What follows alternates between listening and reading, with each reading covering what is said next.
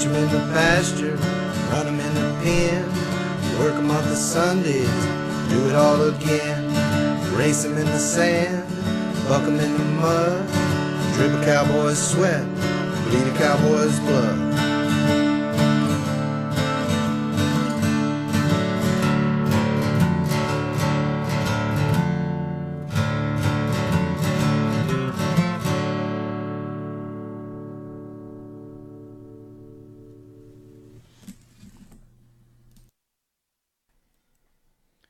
Yes, that's what's going on. You have, for one reason or another reason, I don't know why you did, but you did. Maybe because you got in trouble by your mother and you're being punished, because that happens sometimes too. But you have tuned in to the Pepper Stewart Show. You did. Or maybe they just want to see my big, sexy, smiling face. I don't think that's it, but Probably not. We'll find out. We'll find out about that. Did you kill my sound over there? No, nothing I know of, but I'm not hearing anything. I can now. I had to go all the way up to 10. Maybe you turned me down over there. I don't think. Oh, look at that. Sound like Tex saying, turn me down. Tex is married, by the way. That's why he's not here. Everybody wants to know where he's at, and everybody else has said, stop saying by the way so much. But you're tuned in here tonight. We got stuff going on. We're going to talk to people. We've got some people tonight. We've got some guests for you guys that you are going to enjoy. We've got I can't even tell you what we've got. I'm just going to tell you. We're going to talk to people tonight. It's going to be good. It's going to be good stuff. It's going to be a hot show. Bucking hot show. It's going to be great. Of course, I'm here. Pepper's here. It can't get any better than that. But our guests are amazing. Tell them about it, Pepper. Man, we've got in the lineup tonight. We're going to talk to Cassandra Seienfeld, which I have trouble saying names for some reason. Cassandra Seienfeld. We're going to talk to her. She's up in New York. She does a lot of good stuff up there. We're going to talk to her. And then we're also going to talk to the Witty Farmer. If you're not on the Intraweb.net, on the Twitterverse, the Witty Farmer. Jenny Sauer. I probably said her name wrong. She's probably laughing at me because I said it wrong. But I'm bad with names. I learned that Saturday night at Mesquite. Saturday night at Mesquite, I have trouble saying names sometimes. And I get them wrong. And people get upset when I get them wrong. But hey, that's what happens. If you didn't make it out to Mesquite Championship Rodeo, get out there. Check out the rodeo action. The rodeo runs all season until August 25th. So be out there. I was there for a while in June doing some broadcast stuff while I'm out there. Did some rodeo recaps for Wrangler Network for the month of June. The month of July, I have passed the baton on to the next one. And they're going to be bringing it to you. So other than that, rodeo stuff happens in Mesquite, Texas. So get out there, fill the stands, and enjoy some good rodeo action here in Texas. Because Mesquite's not like it used to be. You know, it's not like it was back in the 80s. It's not like it was back in the 90s. It's a whole different atmosphere out there. So just get out there and take it in, see what it's all about. That's it. Just go watch the rodeo. It's 100 degrees outside. 100 degrees. I'm talking with my hands. Apparently, you're not supposed to talk with your hands, from what I was told. Anyway, you need to get out there. It's 100 degrees. Go watch rodeo in the air condition. That's all I can say. Yeah, go out there and watch it. It's great family entertainment. They got a lot of things going on. Mutton busting for the kids. They've got the kids fan zone where they've got bounce house, pony rides, rope and dummy. Yeah, go out. There's a lot to do. It's worth the price of admission. So get out there and do it. And with that, let's get to it. Let's get to the bolts and the huevos here. And before we get on to our calls tonight, we got stolen stuff. What? Stuff's been stolen stuff, accused stolen stuff. I mean, stuff's going on. You ready for that first one? What do you got?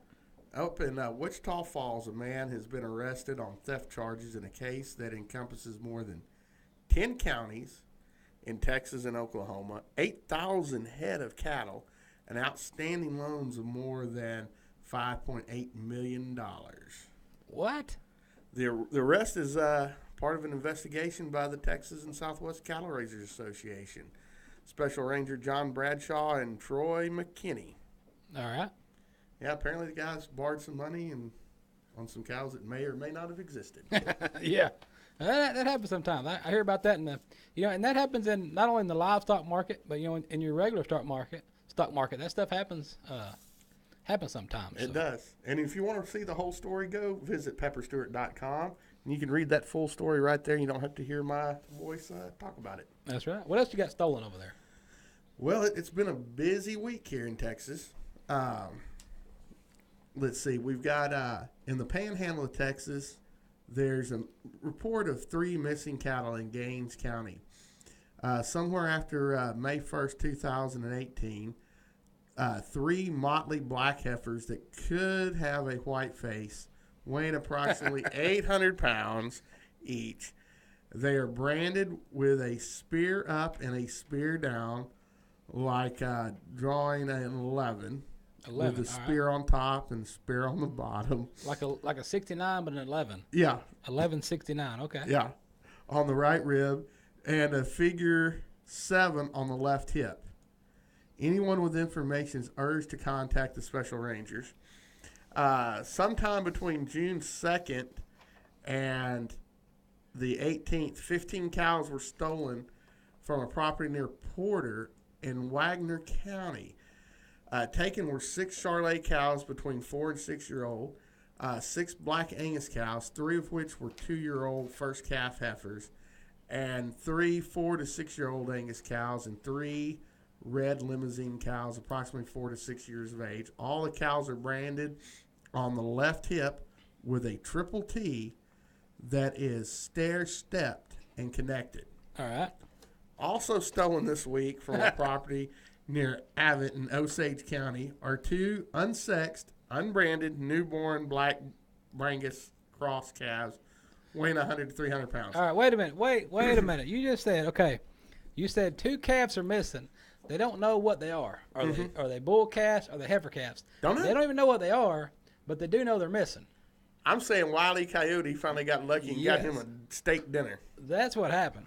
No, what? I really doubt somebody, but it happens sometimes. People go out there and walk out to a pasture and snag a baby calf, but 10 times out of 9, it's a coyote pack out there getting some dinner. Or bobcat or, panther, mountain lion, anything.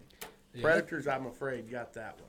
Yeah, that is generally what happens. And for that full story, again, visit pepperstewart.com. You can read the full story right there on the internet.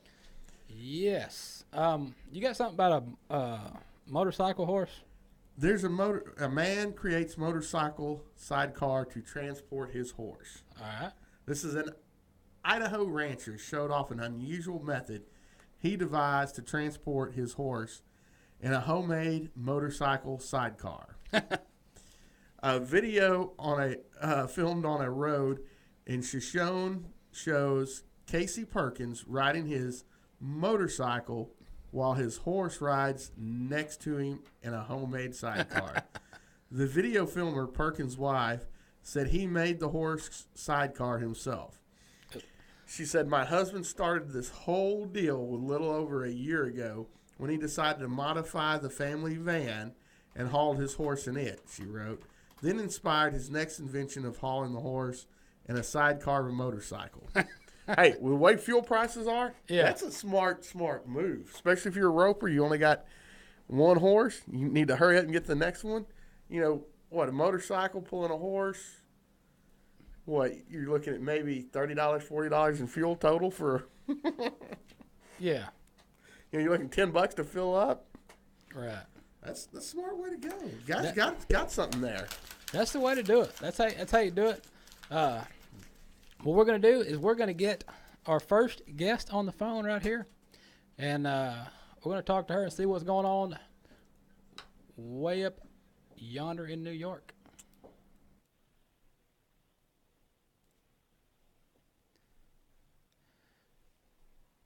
All right here on the Pepper Stewart Show, we said we were going to talk to some people today, and that's what we're doing because we've got stuff going on all over the place, and we're talking farming, we're talking TVs, movies, whatever you've got, that's what we're talking about, that's what we do. And right here on the line, we've got one of those that knows a little bit about all of that, and that is Jenny Sauer. Hello, Jenny. Well, hello. How are you? Good, good. What part of the country are you in? So I am in Winchester, Illinois, and that is about an hour and a half north of St. Louis and 3 hours south of Chicago. So west central Illinois. Ah, way up there where it's cold more than I like cold. Okay. It's not too bad. I mean, it's now not too Chicago. I played cold. college football up Okay. there. It's not too bad, Pepper. Okay. All right, so that's where you're living now. I guess we've seen you on the internet, the Witty Farmer. So, if you want to tell the folks of the world a little bit about your farming background. Okay, well, I have always farmed, but at varying different degrees throughout life. So my great-grandfather, he started a John Deere dealership, and we actually still live in the same little town. There's only 7 houses. So we're out pretty much in the middle of nowhere. Then my grandfather continued that and sold seed, and my dad, he is full-time just farming, doesn't sell seed and do that other kind of stuff. And I started driving at the age of 10 because we had square bales. So I learned by driving the truck with the trailer, you have to go slow, but the bales on the trailer, of course. And throughout college and all the other endeavors that I have done, planting and harvest, I've always helped. But the last 2 years, because I just moved back from Los Angeles about 2 years ago, I now have full-on responsibility. So I thought I knew the, kind of the basics of how farming works. And no, I really didn't. So it's been a very humbling experience, but it was the best decision I've ever made because it's just my dad and me, and we work really well together. We joke. We both have the same temperament, so we know how to deal when somebody gets mad. Oh, it's okay, because I know how they're going to react. Right. So, yeah, that's a huge plus. And, yeah, I know tools. Like, I know what a 10 millimeter, like what that size is when I look at something now. That's awesome. So, yeah, that's the quick version of my farming history. Now, growing up like that, when you went out to you've done some acting, you've done some modeling, you were a fitness trainer for a while, TVs, movies, commercials, all that. When you tell people that you're a farmer, what kind of response do you get in that Hollywood world? It's a very complex, contorted facial expression, followed by, really? Well, you don't look like a farmer. Well, okay, well, sorry to burst your bubble, but yeah, that's what I am. So, yeah, that's usually what it is. It's disbelief. So, yeah, they have the stereotypical picture of somebody chewing straw and wearing plaid and overalls and a big hat. Yeah. So, yeah, they're pretty unaware. Now, you did spend time in the movie world. What was it that kind of got you to go that route and to give that a shot and do some TV and acting and modeling and stuff like that? Well, it's kind of a shot in the dark. I have never acted before, ever. I was a biology major and I did science and all that kind of stuff, but I was never theatrical. And it wasn't until I was living in Chicago. I went to the University of Illinois in Chicago for a year. I went to a few different colleges. I like to travel. So, but I finished and graduated with honors in biology. And anyway, when I was in Chicago, that's when the modeling stuff kind of happened. And I just wanted to make a little extra money. And I did promotional modeling. So, did that. I mean, it was kind of fun, but I'm 5'8", and I am probably 90% German buildup. I am not meant to be skinny. But our family, like, we are generally actually very in shape. But, yeah, it was pretty hard to be scrawny, because that's not how I'm built. So I just kind of let that go. And so I did live in Dallas. I was a private Pilates fitness instructor there in Highland Park and Texas Club. Mm-hmm. And let's see, did spinning and all that stuff, and then went to Little Rock, did research, moved to Oklahoma City, was a fitness coordinator. While I was there, I thought, well, okay, I'm just going to try it and see what happens, because it's similar to the modeling world. What the hell? Went out there, and it worked. Yeah, so, I mean, I didn't go out there thinking, of course, everybody's like, you want to be the next big thing. Right. But I'm very realistic, and I like to take calculated risks. So I'm very business and creative, I guess. So I thought I was more business, and then I find, I am actually kind of creative, but I didn't realize that until I went out there. Well, speaking of creative, didn't you do some scientific publication? Yes. So when I was in Little Rock, Arkansas, I worked at the University of Arkansas there. It was a medical school. And I actually lived in the dorms next to the school and the hospital. And UAMS, I guess is what it was. And I worked in a lab of about, I think there were maybe 12 of us. And we studied the correlation between the immune system and the eye. So we gave rats uveal melanoma. And, I got to put them under a cake dish and, say, hey, thank you, but you're going to have to die now. So they were very good in getting us published. But, yeah, I mean, it's kind of sad, but so whatever. It worked. And, so we found some proteins and found the correlation between your immune response, because it was thought in the eye it was different than, like, if you scratched your arm. Right. So it follows the same route, and wasn't published for this one, but I was working on this whenever I left. Honey does actually help increase the healing rate. So if you cut yourself and you put some honey, like real honey on it, yeah, it actually helps you heal faster. We have to try that. Yeah. Because I do I fix a lot of fence. Every day. Yeah. Well, I do a lot of fence. I work on a lot of fence, and that barbed wire fence cuts me all the time. Oh, you get some good ones. Oh, yeah. Well, do you have good gloves?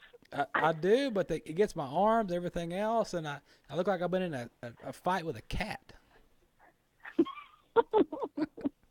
Yeah, that happens.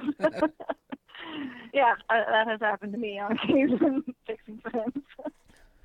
Now, you're doing all the, got a lot of farm work going on and stuff right now. Now, when you're not out there on the farm in the tractor, turning dirt and stuff like that, what do you find yourself doing in your downtime when you just want to kick back and relax? Well, I don't really kick back and relax, I guess. Dad always has jobs to do. So there's never really any downtime. Now, for instance, it just rained, so we actually got to eat earlier. So it was nice. But, Dad, whenever my grandfather passed away, Dad was by himself. And we don't have a really, really small operation, but we aren't, 10,000 acres. We're not one of those people. But there's a lot of work, and we have cattle. We have Black Angus. And Dad was by himself for about 5 or 6 years. And he was able to do all the basics and what was required. I guess necessities is a better way to put it. But he couldn't do fun stuff and just take care of things in general. And so now we're kind of getting back to the point of being organized and clean, and nothing was dilapidated by any means, but just kind of getting it back to being spruced up and, just nice. So I don't think I'm going to have any downtime for probably about 5 years. But no, in August, I'm going to go back out to California for a couple weeks, and still got somebody that I'm dating out there in Rodeo Beach, and so I go back and forth. Still have a lot of friends out there and everything, and going to be filming something the end of July, and in fall in Georgia there's going to be some filming. So it's not gone, but farming is my passion. Acting, I guess, would be a hobby. Right. Okay. Now, what about? I know you have to have TV up there. A lot of people tell us they don't have TV. I know you got TV up there, so you got to have. How can you not have TV? You would be surprised how many people I talk to, and when I ask them this question, they tell me they don't even have a TV, and I'm like, really? You've got a TV. This is 2018. Blasphemy. You have. Yeah, that's horrible. You have TV. So, what is your guilty pleasure TV show that you watch that you don't want to tell anybody you watch? Oh, I'll tell you, because I really don't care. I have a lot of guilty pleasure shows. My mom and I, we actually watch quite a bit of trash, and we enjoy it. But The Real Housewives, that on Bravo is like Beverly Hills, New York. We don't watch Atlanta and Potomac, but New Jersey, yeah. So that whole thing, we really enjoy that. And there's one that we just started watching, Marriage Boot Camp. Oh, man, that is so good. It's so trashy, but it's so entertaining. So it's really, really good. And we actually just started watching Yellowstone. Have you started watching that? With Kevin Costner? Well, it's funny you say that because I would watch. Somebody was doing a review of it today, that second episode, and I was watching the review and they were talking about it. So I was like, well, I forgot it was coming on because we talked about it on the show a couple weeks ago, and I forgot that it started. So I went online, I found it on the internet earlier today, and started watching it. I got 20 minutes in and I turned it off. So I'm gonna have to go back and see what happened, but I got past the part. If you guys out there, if you hadn't watched it yet, I'm gonna spoil the first half, but oh well. Okay, so I watched this kid go out there and rope this wild Mustang. Okay, wild Mustang. He ropes it. And it doesn't show him how he got it in the trailer, but apparently he got it in the enclosed trailer. Drives it home while it's kicking the side of the trailer. He drives it home, probably 20, 30-minute drive.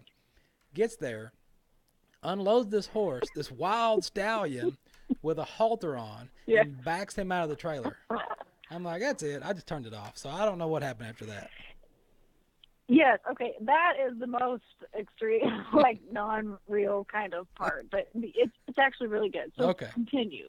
Okay, so I need to keep watching. There's, like, birthing a cow and all that kind of stuff. And, yeah, it's actually a very good story. Well, I heard about that. I heard about that on the review, too. The review I was watching. And the lady said that they went and they birthed this cow all backwards and then left the puller out there and wherever they were at. So I've got to go watch this now and find out what happened. Yeah, I know. But, I mean, the basics of it's actually pretty good acting and whatever, but it's kind of nice because there's not a whole lot of TV like that on now. Okay. And so, yes, it is still Hollywood. It is not ever going to be exactly how it is in the real world. Well, I'll tell you this. I got a funny story on that, on the Hollywood part. Okay, we're here in Dallas, and I was on season 4 of Dallas when they were filming here. I did some stuff for Dallas here, and there was an episode, and I tried to explain to them what they were doing, and they didn't want to hear it. But there's an episode of Dallas, when they had the new cast here, and they had a round bell. There was a round bell ring out in this pasture, and they had them back the truck up to it, and they're taking square bells and throwing them into the round bell ring to feed the cows. What? I was like, that's not how any of this works, guys. Yes, that happened. Oh. Well, that's kind of nonsensical. Yeah, I was like, that's not how any of this works. But yeah.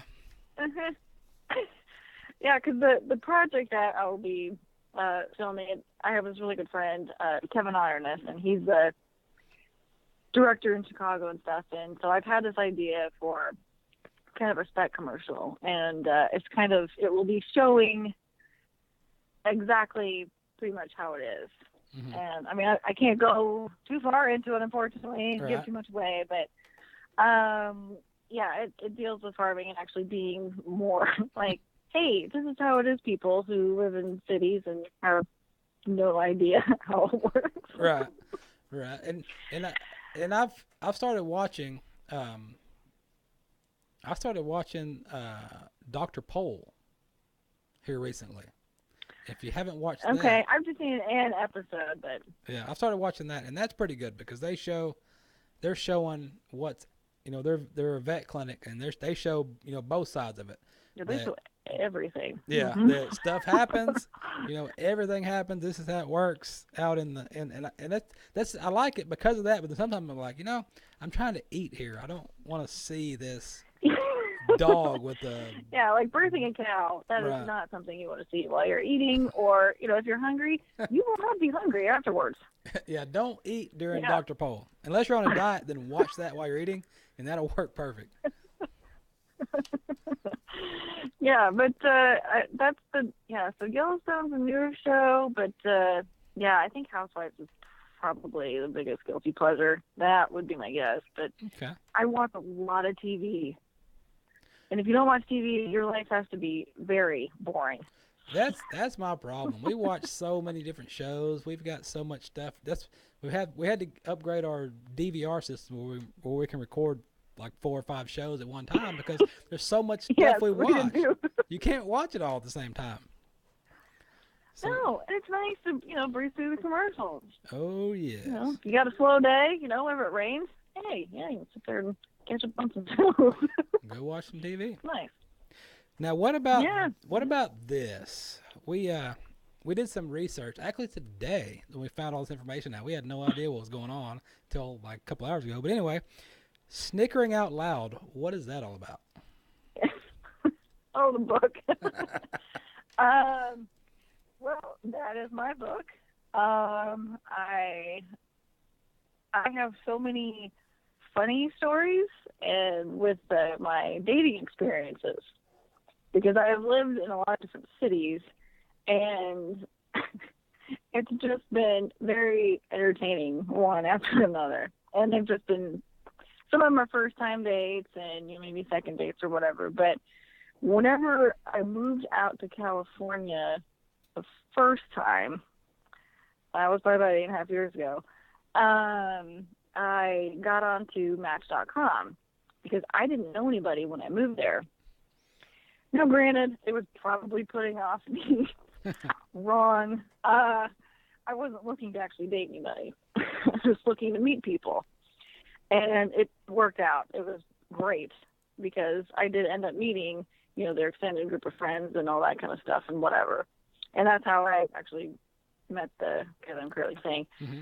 And anyway, those people out there, it's just unbelievable. So, I mean, there are some very serious things, I guess, that have happened, but I am not very serious all the time. Mm-hmm.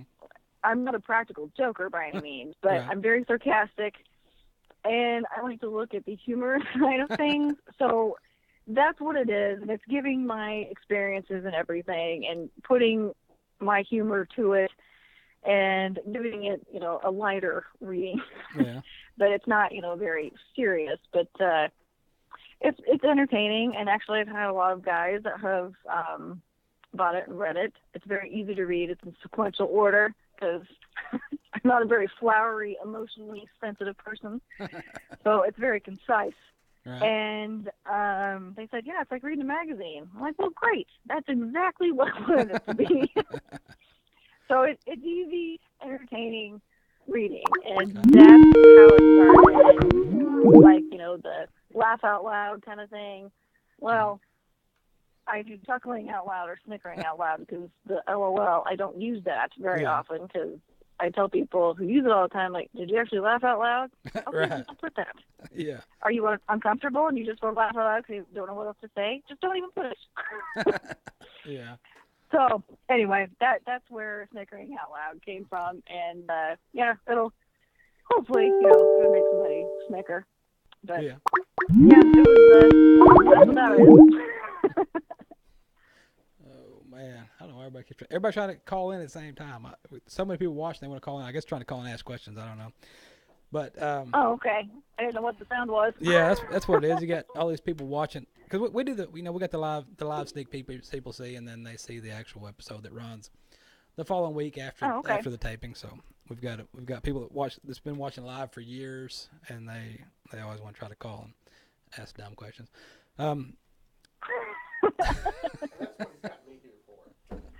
Yeah. So, well, I tell you what, Jenny. With that, we'll let you get back to it. I'm sure your dad's got some work for you to do before it gets dark.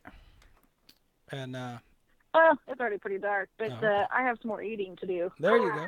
That's always good to do. That's always. Now, what are you eating, by the way? You eating more brats? Yeah. So I actually, we got some brats. So I just had one of those and got our mixed veggies. I'm growing some sweet corn, so I'm excited for that to be ready in about a month. Just go in the backyard and pick sweet corn. So what? It's awesome. So that brings us to our $1 million question that we always ask. Now that you brought it up, you're eating brats. Are you putting mustard or ketchup on that brat? Ketchup. Ketchup. Okay. Yep. Ketchup. Okay. Another ketchup eater. But you don't put ketchup on a Chicago hot dog, though. You don't put ketchup on a Chicago hot dog, you do not put ketchup on it. No? Okay. I've never been to Chicago, so Yeah. I'm going to write that down. So in case I go, I will not offend them by putting ketchup on their hot dog. They will probably yell at you and tell you that you are completely wrong. And no. They do that to and me you have to anyway. have deep dish. Have you ever had deep dish? No. Oh, my God. I'm gonna have to. You haven't lived. Yes. I'm going to have You got to to. get some deep dish. Awesome. I'll do that. My favorite is Giordano's, but yeah. Okay. People stop. Okay. All right, Jenny, we're going to let you get back to it before we blow your ears out. We appreciate you visiting with us, and we will send folks your way. Let them check out the book and see what they think. And other than that, we'll have fun farming. Okay, well, thank you for inviting me, and it was my pleasure. So I appreciate it, and you guys have a good one. All right, thank you. Uh-huh. All right, that right there was Jenny Sauer right there talking about stuff. If you haven't looked up her book, go look it up and check it out. There's some good stuff in there. You can get it on her website, which is jennysauers.com. Check it out, look it up. There's some good stuff right there.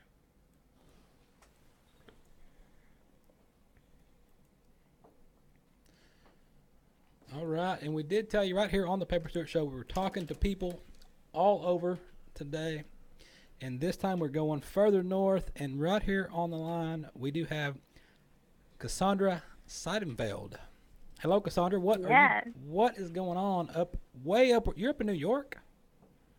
I am, Pepper. Actually, we're having some crazy weather here in New York City, but it's all good, and getting ready for a hot summertime. And what's it like there? Did you grow up in New York, or you just live there, or? I actually did grow up in New York, born and raised, native New Yorker. I did live in Japan, North Carolina, and in Europe for some time. Okay. And there's a Stewart Hotel in New York. I see it on the internet, but I've never been there. Is that the Stewart? I don't think I've been there either. I've seen it on. But I'm going to have to go now. I've seen it on the fancy internet, so I've got I'm going to have to look it up too. I got to check it out. Now, what a lot of people don't know, we talked to someone up there in New York before a couple of years ago, and we were kind of surprised to know, and others were surprised to know that there are actual farms in New York. Yes, there are. I mean, we have tons of fabulous farms in upstate New York, Long Island, which extends out to the fork of the eastern end and goes all the way out to Montauk. A lot of the incredible equestrian events that we have are on the fork of Long Island in New York, and it's quite celebrated.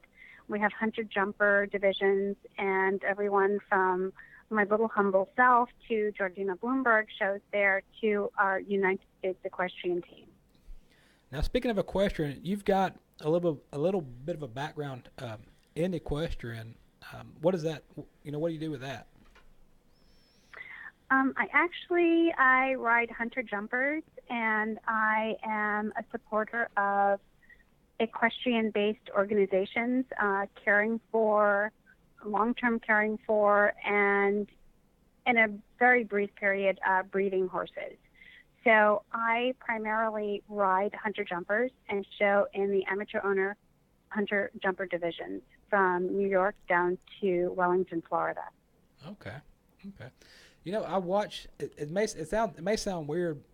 We run cattle and raise horses and from the ranching end of it, but I watch every time it's on TV and they have the jumping and the equestrian competition. I watch it. I'm fascinated with that because there's no way I could sit on that English saddle and jump. I would fall off. I would fall on my face. I agree with you, Pepper. I mean, I don't know how they ride that little postage stamp saddle. And that's the best way I can describe it as a postage I stamp. they try to make the saddle as comfortable as possible. Yeah.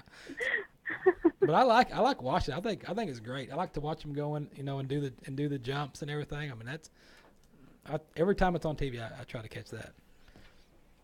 Yes, it's a wonderful sport. It's a wonderful sport to see wonderful riders in unison with such beautiful, beautiful, beautiful creatures, the horses. And that's the thing. And it looks so smooth and looks so easy. I mean, they just flow together. Those are the great riders. Those are honestly, you have to give such great commendation for such incredible riders who have fabulous mounts. Because it's really about the marriage between the horse and the rider that makes it look so fluid and so seamless. Because honestly, I've had many a time which I had involuntary dismounts. Involuntary. Does not look so good. Uh-huh. And likewise with rodeos. Oh my goodness, rodeos and ranching. I did some ranching in North Carolina. You guys make that look really amazing and easy too. So hats off to you. And it's not. Oh, it's not so easy. No, it's not. But And a lot of involuntary dismounts. yeah. Exactly right. Well, I rescue horses, and I've had a lot of involuntary dismounts. I can imagine. I worked with rescuing horses here in New York and then in Virginia, and what a noble, noble, noble cause. Now, you do some acting as well. Kind of what? Just a tiny bit on the side. Now, well, what about that? What attracted you to the acting? Is to make you think, what? I want to give that a shot and see what happens. You know what? That's a terrific question. It's a very good question. It's making me reflect quite a bit right now. I would say that I started as a model, and I had an incredible experience modeling here and in Europe and in Japan, Asia, and it was lovely. It was wonderful. I'm really grateful for that experience, but it just wasn't gratifying. There was still something kind of missing. And one day I was in an audition, which someone sort of nudged me to go to, and I said, well, why don't you just give it a go? Why don't you try acting? I thought, oh my God, that's more terrifying than modeling, walking down a runway or, having a perfect smile with a perfect body. And I thought, well, why not? I mean, what have I got to lose? So I tried it, and I actually booked the job. And I thought, okay, this is a great confidence booster. And I just sort of ran with it. And then I studied acting at Columbia University, and I've loved it ever since. Now, what, everybody has their own style from, in and out of the camera. How would you describe your acting style? That's like the best. I don't know, the crazy Cassandra? I don't know. I mean, I love incredible divas and ingenues like Betty Davis and Kate Blanchett. I just think is magnificent, and of course Meryl Streep. So I try to emulate or take something from all of those incredible divas that I've seen before on the screen, and I don't know, give it my own spin. So I don't know if that's really a style, but it's a little bit of me plus everything that I've seen and tried to, I hate to say the word emulate, but try to do something like, because they do such incredible work. Okay. Now, in your acting career, what would you say is your greatest achievement so far as an actress? Oh, I have to say, I haven't had that yet. But if I had to say there was something that I was incredibly proud of, I would say it's everything that I've ever done, because everything is a wonderful opportunity to explore, to find new things about yourself in these characters that these incredible writers make and that you get to share with them and bring to life with great directors and great crews.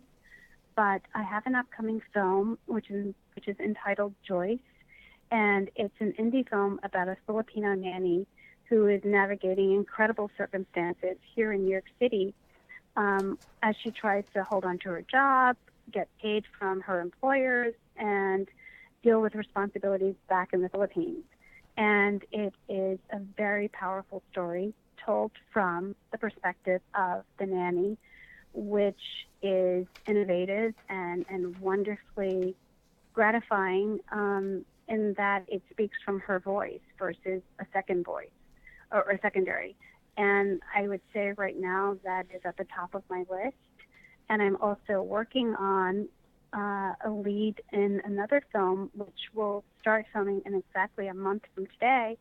And it's entitled War and Peace, which is written and directed by an incredible woman, Victoria King.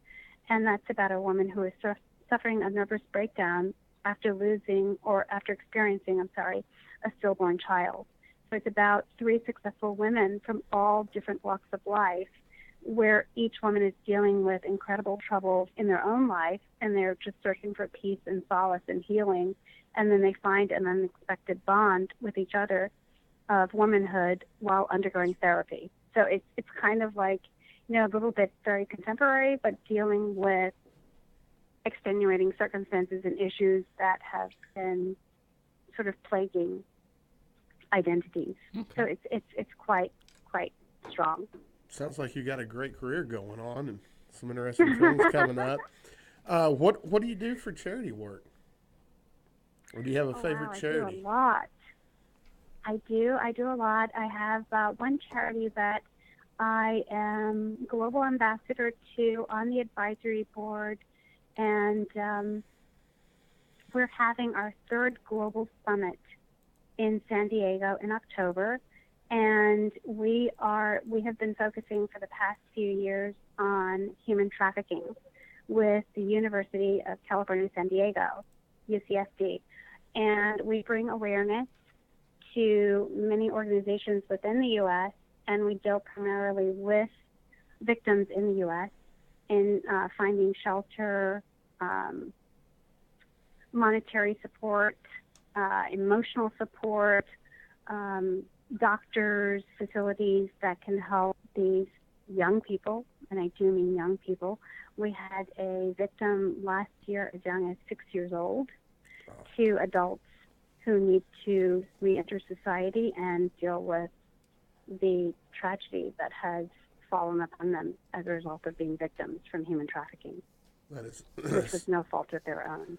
That's such a horrible crime to happen, and it really is. It's a great charity you're doing work with. It's an incredible organization, Women for Empowerment. I'm sorry. Oh, it's great what you're doing, with that charity to help these people. I mean, that's just unspeakable what happens to them. And that's what I was about to bring up. Unconscionable. And that's what I was about to get to, that point, of the organization you work with, the Women for Empowerment. Yes, that is particularly why I became very involved with Women for Empowerment. It is incredible what our founder has done, and her name is Naila Chowdhury, and she is phenomenal.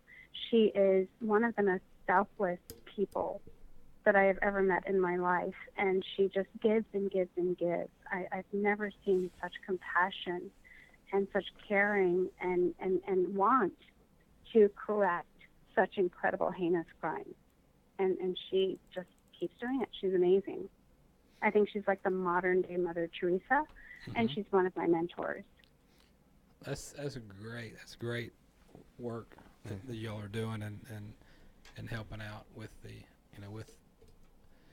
with the women and those, and It's always good work. You know, a lot of people don't do enough with charities. You know, a lot of people complain about what's going on, but then they don't want to get involved. And that's what's great is the people that actually get involved and get out there and make a difference.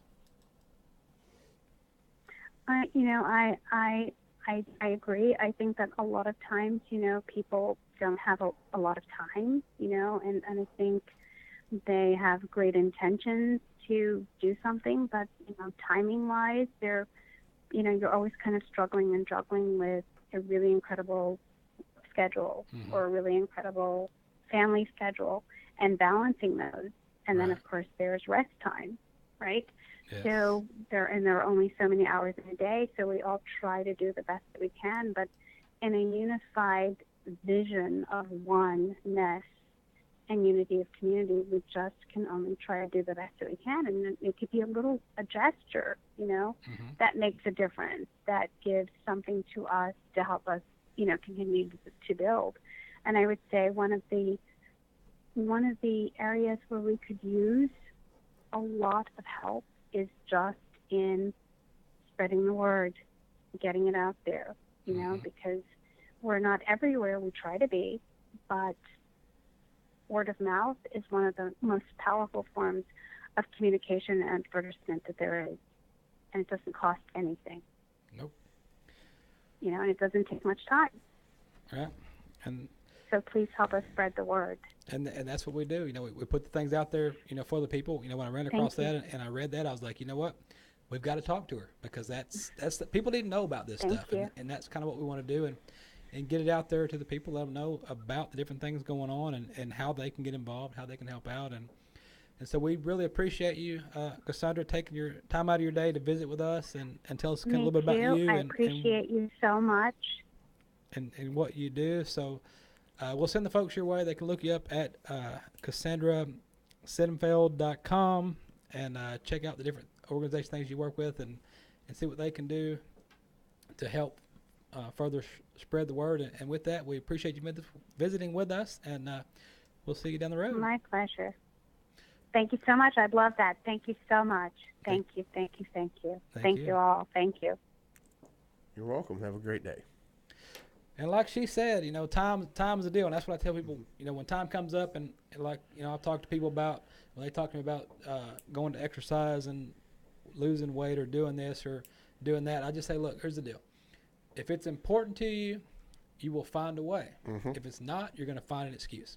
If you want to do it, you will do it because you'll find a way to make it happen. If you don't, then you're going to find an excuse. That's right. It's with anything, and that's like we were talking with her is. All these people complaining about all the stuff going on in the world. Well, sitting there complaining about it, go do something about it. Don't action. Just complain about it. Do it. Yeah. Just like everybody, every time something happens, everybody's like, I'm going to send my thoughts and prayers. Okay. Send me a truckload of thoughts and prayers or a truckload of, bottled water after a hurricane. Which one's going to do more good? The bottled water. Right. So thought and prayers do help. But the actions, you got to do it. And not everyone can afford to, send a case of bottled water in some instance, but you can do some little something. You can go help load that truck. Right. There's a lot you can do that doesn't cost any money. It may just cost time. And that's just kind of part of what it is. You've got to give time. It doesn't always have to be money. Give time. Right. Help something out somewhere, some way to make this world a better place. That's it. Like I say, time is money. If you ain't got the money, you got the time. If you ain't got the time, you got the money. And one or the other, you can do something about it. And speaking of doing something about it, what do you have going on over there? Man, we've got a lot going on over here. We got the cow-calf corner. Let's do that. Throw down some. Let's get back into some cow stuff. All right. Do some cow stuff. Yeah, jump back into the cow-calf corner. Let's talk about that, and then let's find out what's eating everybody's legs. All right, we'll do the cow-calf corner first here. Well, the June 1st cattle on feed report showed feedlot inventory of about 11.553 million head of cattle in feedlots of more than 1,000 head capacity. This is the largest June 1st feedlot inventory in the data series that began in 1996. It's the 18th straight month of year-over-year increase And in fact, the feedlot inventories have been increasing year over year for 26 of the last 28 months, using 12 months moving average of feedlot inventories. This shows that the current monthly average feedlot inventory is the highest since November of 2012. Now we're going to talk about monitoring the mineral intake closely during summer months, and this is real key for horses and cattle. Is you really need to watch their salt intake and other minerals as they get depleted by sweat.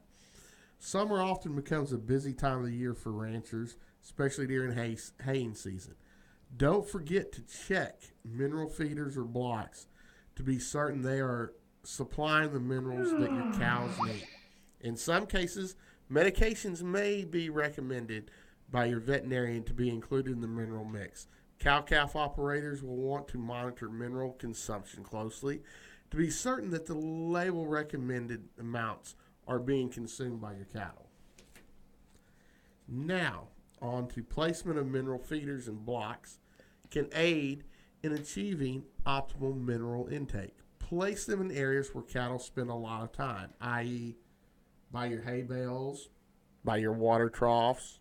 Those are some really good places. A good rule of thumb is to provide one mineral feeding station for every 30 to 50 head of cattle.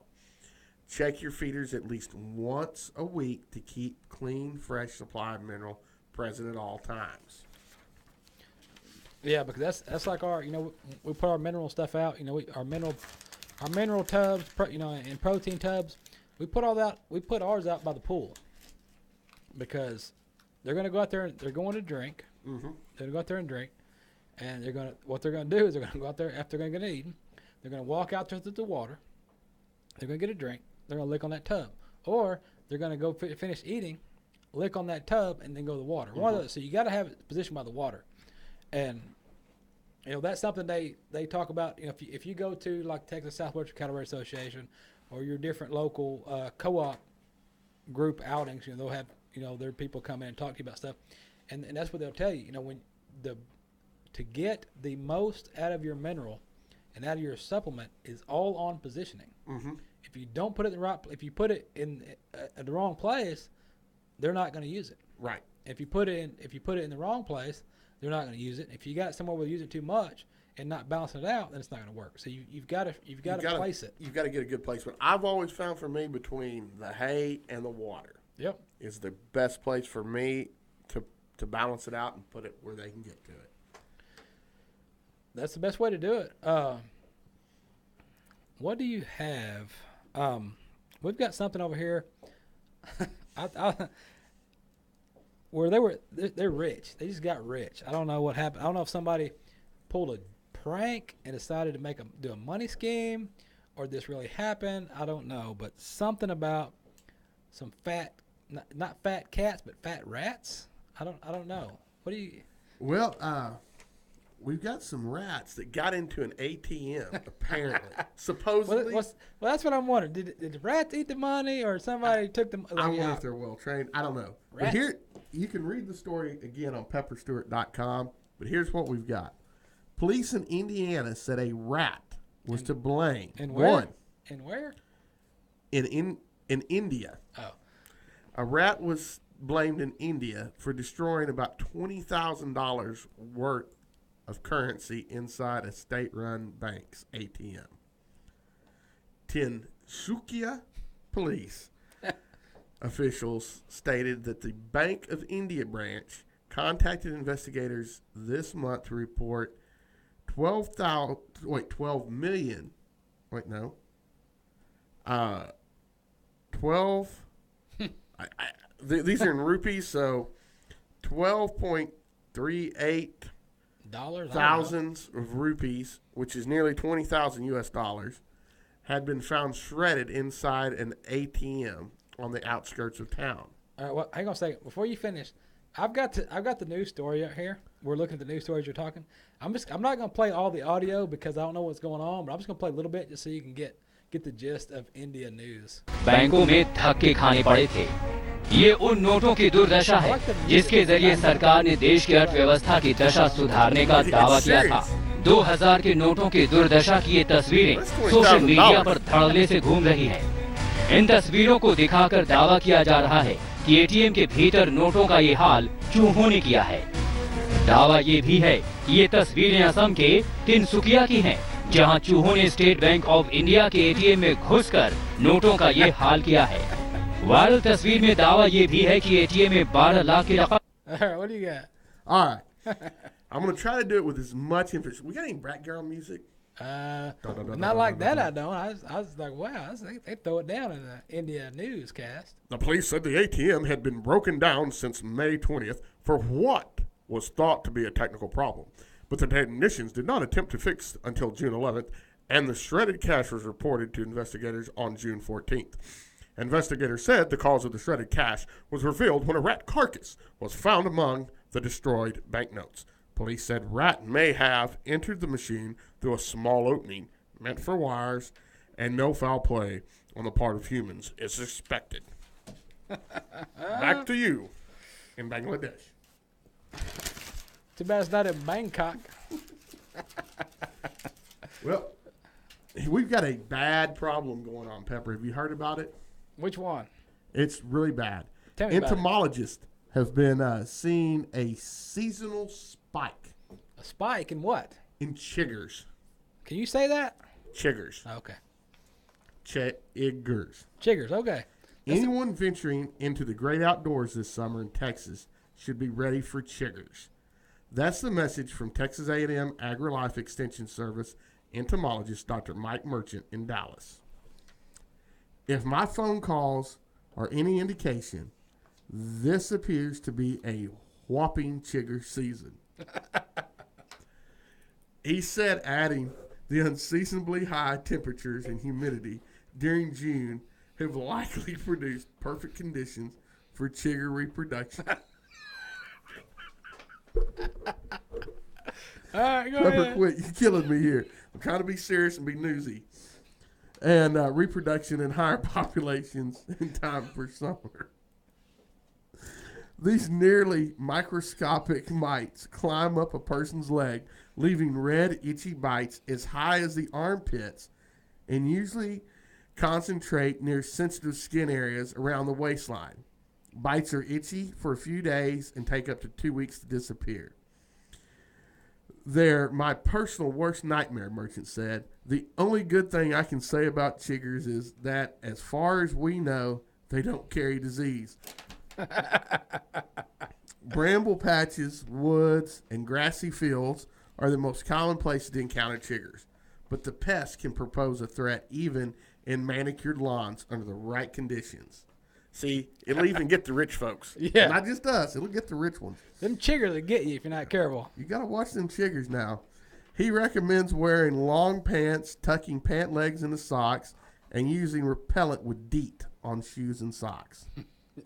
And if practical, quick showers after possible exposure to chiggers. Wash them chiggers right out of my hair. Okay.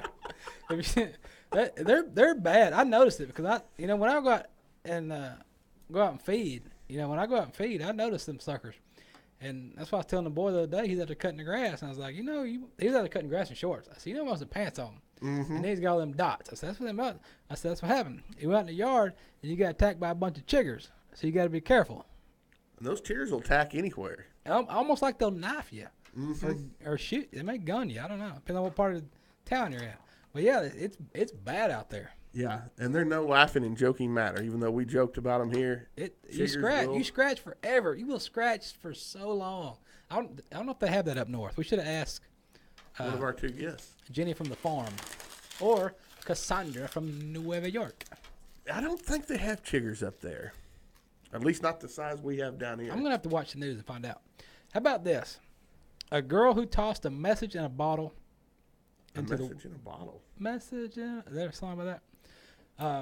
In the water in the English beach, received a reply saying the message traveled 2,915 miles to Canada. Alexis Smith was visiting Coden Beach in October 2016 with her mother, sister, 3 brothers, which I don't know why that's all relevant, when they tossed the message in the bottle into the water with their contact information. Smith is now a 12-year-old, received a reply last week in the form of a letter postmarked from Canada.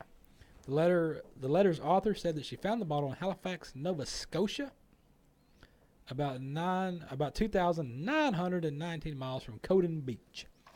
The lady in Canada had written back, and it had Alexa's original message in the envelope. She wrote this letter saying, "I hope you have half as much as adventure as this message did." Now, the woman did not include her own contact information so the family could thank her. So she just sent it back. She's like, "I found it. I'm sending it back." And didn't say who she is. So nobody knows where it went. Other than that, don't know who it was. That's kind of mean. They could have been great pen pals. Right. There Message in the bottle pals. You know, back in the 90s when I was in school, they had pen pals. Mm-hmm. We used to have pen pals in school. We used to write, when we were down south, we used to write to the kids in Dallas. Yeah. They never wrote back. All right. And see, the Florida, also, not only did that happen, a Florida charter boat captain discovered a message in a bottle earlier this month off of Cape Canaveral. Another one. Yes.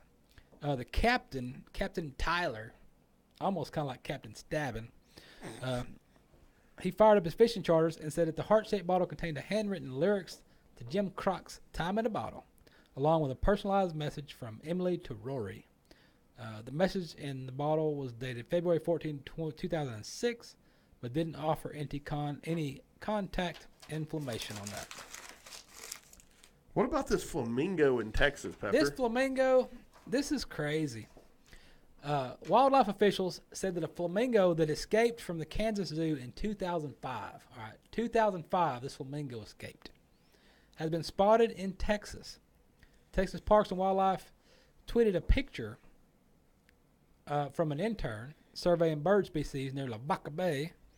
And the photo shows number 292, the flamingo that escaped from Kansas City's Sedgwick County Zoo in 2005, been spotted several different states since flying the coop. This flamingo was born in Tanzania and lived their time in South Africa before becoming one of 39 flamingos shipped to Kansas Zoo in 2004. The flamingo's wings were never clipped, allowing her to fly to freedom before officials were able to name it or even determine the sex. She got a rogue trans? I don't know. They don't know what she is. Is she a trans flamingo? Apparently that's a thing. The bird was previously spotted in 2013, and the sighting has also been confirmed in states including Louisiana and Wisconsin. The flamingo is believed to be about 23 years old, but experts said that it could live to be 50. Dang. That's old for a flamingo. Yes, so, it is. I'm guessing that's why you put pink ones out in the yard. I guess so. Track them. So what about this donut that was stolen? Man, this donut. Oh, I had a video somewhere of that. Let's see if I can find it. There's always the hamburglar. Now, who's the donut thief? Well, how did they steal it with all the police there at the donut shops? Well, I've got a video of this. I don't think I can pull it up right now. It's not one to pull up, but it was in Alaska. Police in Alaska shared a video of a squirrel running through the station's parking lot with a donut stolen from an officer. This is the day the squirrel went berserk. That's right. At the Anchorage Police Department. They posted a video to Facebook showing the squirrel fleeing through the parking lot filled with police cruisers while carrying the donut in his mouth. An officer followed the squirrel while he was filming, but the squirrel noticed and took off. He's on the run. He's not getting arrested. You're not going to arrest this squirrel for taking the donut. He's on the run. He's gone. So they're saying, he stole a perfectly good donut from a cop. That's a straight up felony right there. That's assaulting a police officer, right. too. It's also, they said not only is it a felony, it's rude to steal from a police officer to take their donut. So that's just mean. That's what happened. That's what's going on. Stuff happened. Hey, there could be a remake of the song "The Squirrel Went Berserk." There's going to have to be now. He went berserk in Anchorage, Alaska. It'll be a number 2. Yeah, that's what they're going to do. You know what we're going to do? We're going to get out of here. Is it that time already? It's way past that time, so we're on to the next one. Man, we didn't get any bucking fitness. We didn't, but we'll get it on the next one. Richard Stevens right there. Look him up on Facebook. Richard Stevens, Second Chance Performance Horses. Go look it up, like it, see what's going on, what he's doing. Like it. Give me some love. with his horses. For Buy a everything- horse. Yeah, there you go. Save a horse. Do something with a horse. Well, don't do that. I saw that video one time. Don't do that. Yeah, I don't. This in Boys Town. No. But everything else going on, where we're at, what's going on, what happened, all the information that you need, cattle reports, cell barn reports, all that good stuff, pepperstewart.com. Look it up.